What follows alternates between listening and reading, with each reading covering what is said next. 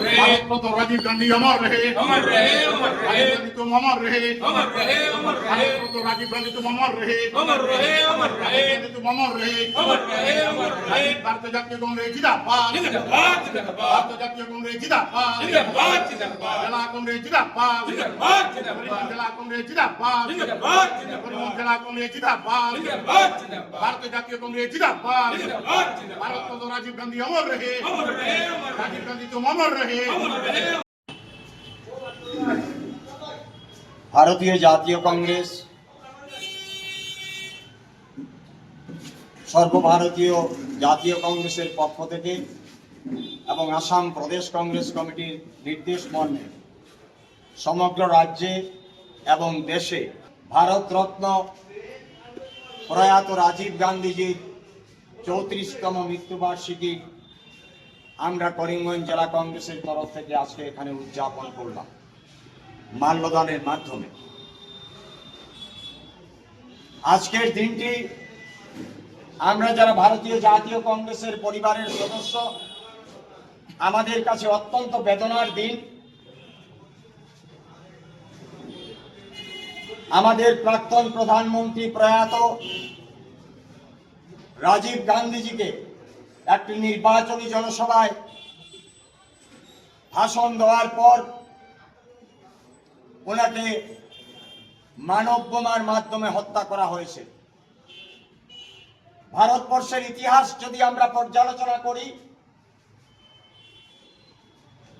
1930 ইংরেজির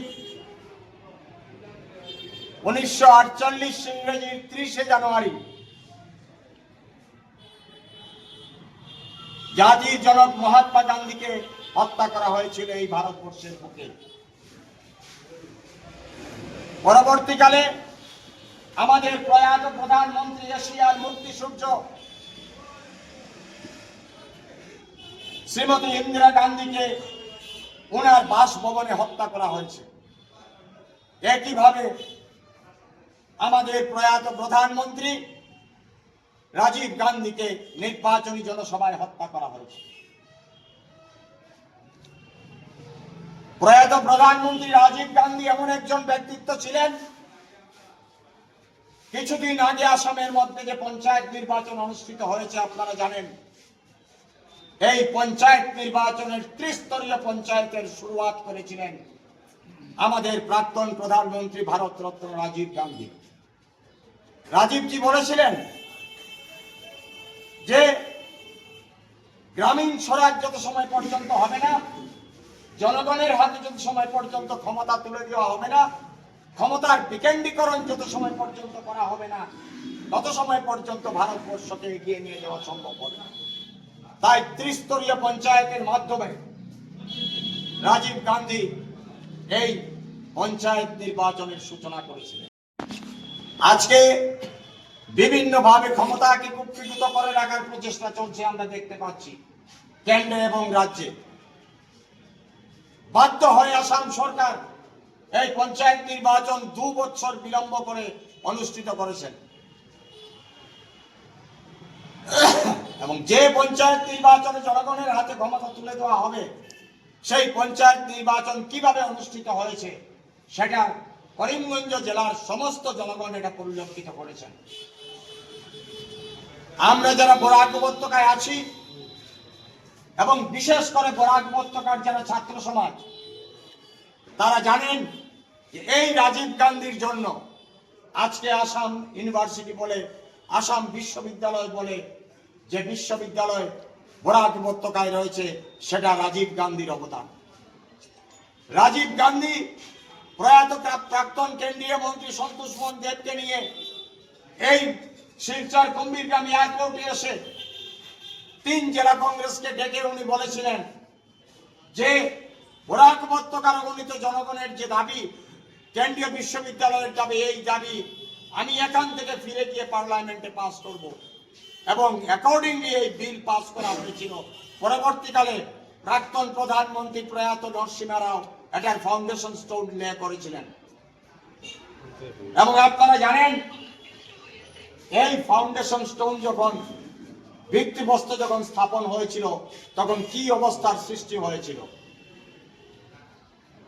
বিভিন্নভাবে প্রচেষ্টা করা হয়েছে যাতে আসাম বিশ্ববিদ্যালয় এখানে স্থাপন করা না হয়। সেদিন সন্তোষ দেবের রুদ্রমূর্তি আমি নিজে দেখেছিলাম শিলচর সার্কিট হাউসে। বাধ্য হয়ে সেদিন ভিত্তিপ্রস্তর স্থাপন করা হয়েছিল। এই বরাক উপত্যকার ইতিহাস।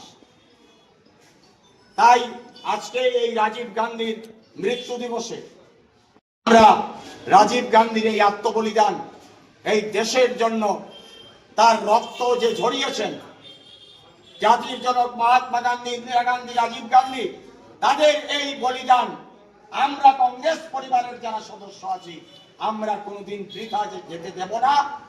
আজ তাদের মতো তারা যেভাবে রক্তদান করেছেন, তাদেরকে যেভাবে হত্যা করা হয়েছে, আজকে রাহুল গান্ধীর নেতৃত্বে সমগ্র ভারতবর্ষে অন্যায়ের বিরুদ্ধে ন্যায় প্রতিষ্ঠা করার যে সংগ্রাম চলছে, সেই সংগ্রামের জন্য আমাদের করিমগঞ্জ থেকে শুরু করে ভারতবর্ষের লক্ষ লক্ষ কংগ্রেস কর্মী আজকেও তৈরি আছেন ভারতবর্ষের গণতন্ত্র, ভারতবর্ষের ধর্মনিরপেক্ষতা, ভারতবর্ষের সমাজবাদকে বাঁচিয়ে রাখার জন্য শেষ রক্তবিন্দু দিয়ে এই ভারতবর্ষের সংবিধানকে রক্ষা করবে। আমরা যারা কংগ্রেস পরিবারের সদস্য আছি আমাদের এই প্রতিজ্ঞা।